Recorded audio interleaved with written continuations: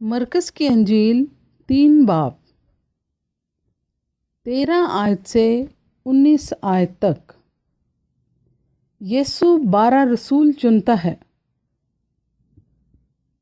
پھر وہ پہاڑ پر چڑھ گیا اور جن کو وہ آپ چاہتا تھا ان کو پاس بلایا، اور وہ اس کے پاس چلے آئے، اور اس نے 12 کو مقرر کیا تاکہ اس کے ساتھ رہیں، اور وہ ان کو بھیجے کہ منادی کریں اور بدروحوں کو نکالنے کا اختیار رکھیں۔